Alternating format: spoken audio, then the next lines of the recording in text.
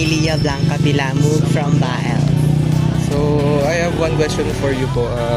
Bakit mahalaga na pantay ang trato sa babae, lalaki at LGBTQ+? Well, it's because it's important to treat everyone equally. It's because here in the Philippines or noon pa lang po, meron ng gap between male and female. So ngayon, kailangan na po siyang mapantay para po ma-achieve natin yung equality for everyone. Yun lang po. So, thank you po for go. So, maibibigay lang po ako sa inyo ng brochure. Sana po makapulog kayo ng aral. So this is my question to you, Kuya. Maraming salamat po dahil pinahintulutan niyo po kaming makapag-interview for our requirements. So this is my question to you, Kuya, that is relating to our subject, which is gender society. So ano ang simpleng pamamaraan na pwede mong gawin araw-araw para maipakita ang paggalang sa bawat kasarian? Para sa akin po, may ipapakita natin ang paggalang sa lahat po ng kasarian sa pamamagitan po ng tamang pag-address sa kanila kung anong prefer nila na itawag sa kanila. Halimbawa, kung gusto nilang sabihan na Miss, Mr. or kahit anong preference nila na pronouns sa kanila. Para sa akin, isa po yun sa isang hakbang na maaari nating maipakita na ang paggalang sa kanila, sa kanilang kasarian. Salamat po, Kuya. So may ibibigay po ako sa inyong brochure na sana po ay mabasa po ninyo at makapagbibigay po sa inyo ng aral po. Thank you po. Thank you. Ano ang pwedeng mong maituturo sa iba para mas maintindihan nila ang gender equality? Gender equality. So, as for our, program, so ngayon kasi nagkakaroon kami ng campaign which is for the Supreme Student Council election, and ang maituturo ko na lang siguro is to like step up as a women kasi malaki yung discouragement na natatanggap naming mga kababaihan, especially na hindi kami pwedeng humawak ng kahit anong position sa council, mga ganun klase ng discrimination, and also like mas powerful ang men kaysa sa aming mga babae, although hindi ko naman nila lahat, but yung simpleng pag-step up lang as a women is enough for us to like show them that we are like equal, like hindi tayo nadodominate ng men, kaya hindi tayo takot na mag-step up para pumantay sa galing ng buhay. Okay, so simply as show up. Thank you po. And may iwan po kaming brochure. Pwede niyo pong basahin, makatulong po yun. Thank you. Thank you. So much. And Thank you po. also guys, please vote for our partido, which is Partido Sulo po. Tumatakbo po kami bilang boses at kami po is handang makinig, tumindig para sa mga estudyante ng ISU. So please support po yung Partido Sulo. Thank you so much, guys. Good afternoon po. Ang tanong po namin ay bakit mahalaga na pantay ang trato sa babae, lalaki at LGBT? Mahalagang pantay-pantay kasi pare-pareho naman tayong tao. Equality is a major thing sa mga tao kasi syempre, alam naman ida-downgrade mo yung kapareho mong tao. Hindi naman porke iba yung gender niya, mas mababa na siya sa'yo or hindi mo na siya re-respetuhin. Kasi, okay, input ko na to kasi si God, tingin niya sa atin anak lahat, diba? Pare-pares tayong anak. Siguro sabi nila, dalawa lang ang gender, walang bakla, sabi ni ganito, ganyan. Pero ikaw ba, ano ba sa tingin mo? Di ba't mas maganda na pantay-pantay na tama or mabuti yung trato mo? Kasi kapwa mo pa rin sila tao. Tao pa rin sila. Ano pong pinagkaiba?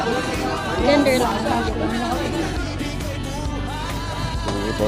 May bibigay po kaming brochure. Sana po makakatulong. Thank you po.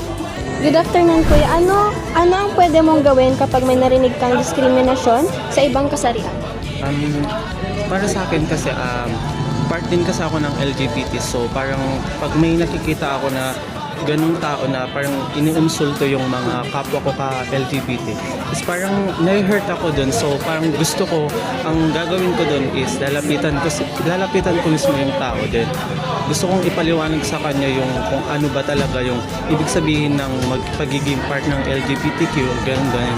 Then itatama ko siya dun sa panghuhusga sa aming mga LGBTQ para mas malawakan sa isip niya na hindi kami basta lang na part lang ng LGBTQ kasi normal din kami na mga tao na gusto lang makisalamuha sa mga babae, lalaki, ganun. Like hindi kami tinatawag nila na mga salot lang na part ng LGBTQ ganun. So parang pag may nakikita akong ganun, parang gusto ko talaga silang itama kasi mali naman na i-judge kami na ganun lang na parang ang dumi namin sa tingin nila. So parang sa paraan na yon is gusto ko lang na ipaliwanag sa kanila yung talagang deep meaning ng pagiging parang LGBTQ na malinis kaming tao, ganun pa din.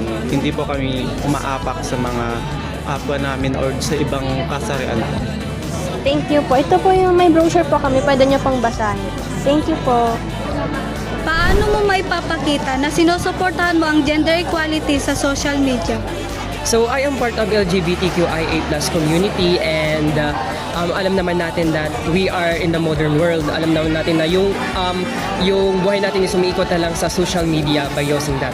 So siguro may papakita ko yung pag-support ako sa part ng LGBTQ sa social using social media is yung pagpo-post ng mga motivation message lalong-lalo na sa mga young LGBT kasi alam naman natin na may mga bata ngayon na takot na ilabas kung anong pagkatao nila. So by that siguro mas mailalabas nila yung pagkatao nila. So yun lang. Meron po kaming ibibigay na brochure. Basahin nyo rin po at may matutunan din po. Sige, thank Thank you you so po. much. So may question lang po ako para sa inyo. Ano po pala pangalan niyo? Don Mark de la Cruz po. Okay po. Ano ang pwede mong ituro sa iba para mas maintindihan nila ang gender inequality? I believe as a human naman po, we should always encourage everyone to carry the essence of practicing empathy as well as fostering humankind in this world. Especially na ang dami nating problema na kailangang harapin ngayon. More than that na napaka-simple lang naman pong gawan ng paraan. And siguro isa sa mga ways para magturo ng actually ang humanity hindi naman tinuturo eh. I mean kailangan lang siyang anong bang tawag dito mailagay sa tao na dapat let's always be kind always. And siguro sa mga hindi nakakaintindi siguro give them awareness about what those who are victims of gender inequality na mabigyan ng dapat lang na karapatan. Kasi as I've said, everyone deserves humankind. Thank you po sa napakaganda niyo pong sagot. May ibibigay lang po pala akong brochure. Sana po mabasa niyo at makapulutan niyo po ng aral. Thank you. Thank you po. Hindi matutumbasan, laging alerto at handa sa bagong pagbibigay. Isabela, ikaw ay lalawigan ng bagong Pilipinas. Mga bagong bagtas para sa bagong mundo. Sama-sama nating ipagdiwang ang buhay sa bawat hakbang. Dalay-dangal at karangalan. Isabela, lalawigan ng bagong Pilipinas. Gender inequality means breaking stereotypes and giving everyone the freedom to be who they are. Equal rights are not special rights. Everyone deserves the same opportunities regardless of gender. No one is born hating another person because of gender. Equality is how we treat each other. There is no limit to what we as people can accomplish when everyone is given equal chance, no matter the gender. Gender equality is not a woman's issue. It is a human issue. It affects us all. We must be equal. Dalay-dangal at karangalan. Isabela, lalawigan